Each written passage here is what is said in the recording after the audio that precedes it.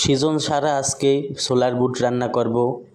অনেক দিন পরে সোলার বুট খাবো। আজকে আপনাদের সামনে রেসিপিটা তুলে ধরবো ইনশাআল্লাহ। তাহলে আজকে আমরা রান্না শুরু করি। প্রথমে দিয়ে দেব তেল পরিমাণ মতো। আমি তেল কম খাই, এই জন্য পরিমাণ মতো দিলাম। এখন দেব পেঁয়াজ। পেঁয়াজটা আমরা ভালো মতো ভেজে নিব।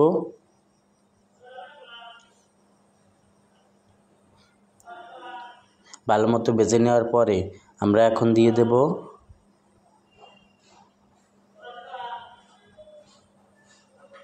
হলুদ, মরিচের গুঁড়া, লবণ। ভালো মতো আমরা মিক্স করে নেব।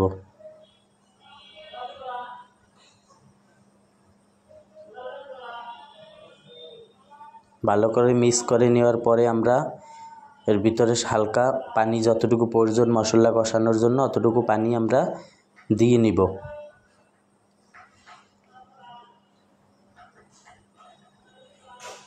তারপর মশলাটা 5 মিনিট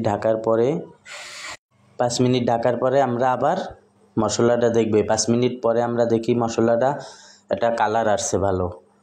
তারপরে আমরা ছোলাগুলো ভালো করে ধুবো। ধোয়ার পরে তারপরে দিয়ে দেব।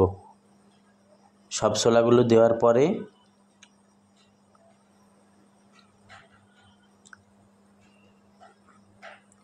সব ছোলা দেওয়ার পরে আমরা ভালো করে কষিয়ে নেব। কষাই নিলে ভালো করে কষাবো আমরা। অনেকক্ষণ বসে কষাবো, তাহলে একটা ভালো কালার আসবে আর অনেক একটা স্মেল আসবে, ভালো কালারটাও ভালো আসবে। তার জন্য আমি আরও 2 থেকে 3 মিনিট ঢেকে রাখবো। ঢেকে রাখার পরে সুন্দর একটা কালার আসবে। 5 মিনিট না, 2 থেকে 3 মিনিট ঢেকে রাখলেই হবে। আর আমার ছোলাগুলো সেদ্ধ করা না, এই জন্য আমি কষাইছি বেশি। আর ছোলাগুলো যখন আমার সেদ্ধ করা বেশি না, এই জন্য আমি একটু পানির পরিমাণ বেশি দিলাম, কারণ আমার ছোলাগুলো যেন সেদ্ধ হয়। কারণ আমার ছোলাগুলো সেদ্ধ করা না। আপনারা ছোলা যদি সেদ্ধ করেন পরিমাণ মতো পানি দেবেন। ওকে বাই, আজকে এই পর্যন্তই। কালকের রেসিপি নিয়ে আপনাদের কাছে হাজির।